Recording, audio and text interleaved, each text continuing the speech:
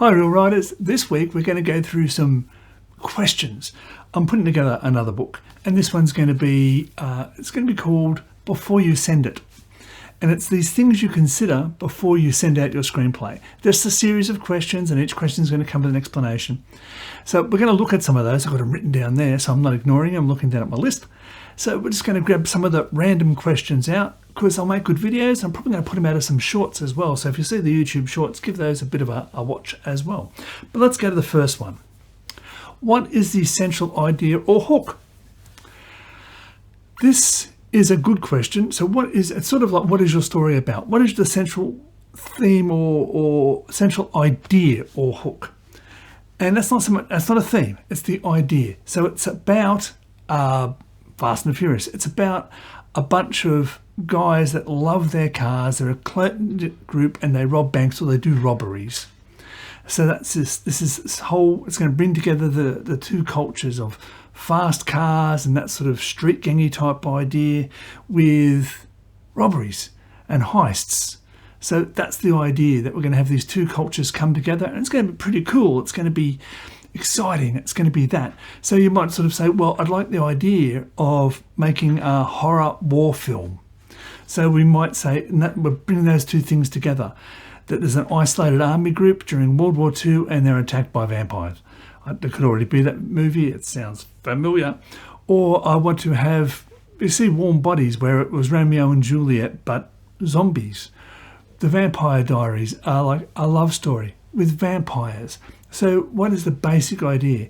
And then from there, you can sort of go to what is the central theme, which will be a second question. So what is the central theme? The central theme is, what is the story trying to tell us? Is it about love? Is it about loss?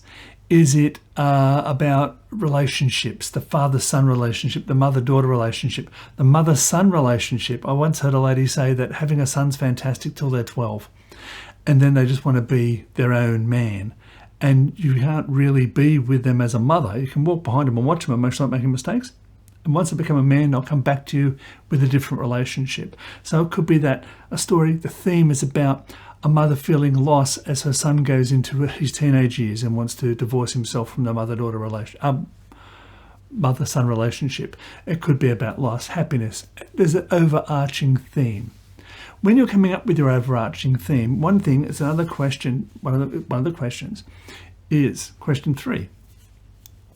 Don't make your theme too preachy. Don't say, oh, it's going to be about the horrors of war, and actually bash the audience over their head with the horrors of war, because people want to be entertained. They don't want to be lectured. If they want to be lectured, they'd go to university. They'd attend a church and be told by the person up the front, here's your lecture, here's your lesson for the week. They don't want that. They want to be entertained and they want to learn something from it. They want to be taken on a journey, maybe challenged with their way of thinking. Seeing someone else's perspective through a theme can make an audience think. So that's the idea of having a theme. Do you have a theme in your story? Some people go, I'm not going to tell the audience how to feel. You should. You should have something to say with your stories. Otherwise, people walk out and go, that was, It's like watching cat videos on YouTube. You don't learn anything. You're entertained as hell. I like watching dog videos, especially dogs in pounds that get rescued and find happy homes. I love that stuff because I love my dogs. But I don't learn anything. There's no theme. I could probably watch it for 2 hours. But if I watch a movie, I want to be taken somewhere, shown something, and challenged in my thinking. Number 4 or 5. Who is your protagonist and why them? Before we continue, thank you to everyone who's been doing this. The shares, the suggestions, everything helps. I haven't been putting out videos regularly, as often as I should, and YouTube punishes me for that. So where I might get a good showing amongst the people who like to watch these things about screenwriting, if I don't put one out every week all the time, YouTube just pushes me into the backwater. So thank you for everyone who's still been watching, liking, commenting, all that sort of stuff. And if you could share it with people or watch it all the way through to the end, all that helps YouTube to say, no, this is worth showing and keeping it going. So thank you so much to everyone who does that. Okay, who is your protagonist and why? I've told the story before. I was writing a Western and I thought it was going to be about the sheriff, and then it was going to be about the old sheriff, and I couldn't really... Everything was happening to these guys. They were sort of the protagonists. They were more the engine in a way. I had to find a point of view character whose actions, and I had to make some of his actions the most important part of the story. And it ended up being the deputy, who had a love for both these guys. The new sheriff, he wanted to be like the old sheriff, but he had a huge reverence for the old sheriff. So he became my point of view character. And sometimes your point of view character can be your protagonist, but doesn't have to be your protagonist. It could be someone who's telling the story through their eyes, watching this person do all the actions which is driving the story forward. But I made him the protagonist as well. I couldn't find the right protagonist, and the story came alive when I actually found the correct protagonist. So why have you chosen this protagonist? Like, why? Why are they the person? Maybe they're going to be a driving force in the story, but not the protagonist. Is it better to have somebody else taking actions that moves the story forward, that puts blocks and scenarios in front of this person? I don't know. But if you think you've chosen protagonist, could be your main character, could just be a point of view character. But why is this person's choices driving your story forward? Why are they the important one? Why are they the protagonist? The next one. Are some characters redundant? This is an interesting thing to think about. You'll put a character in there to have a conversation and get some information across, because remember, one of the important things is an exchange of information between the audience and the film, between the two characters. Someone has to learn something somewhere along the way. But is this character redundant?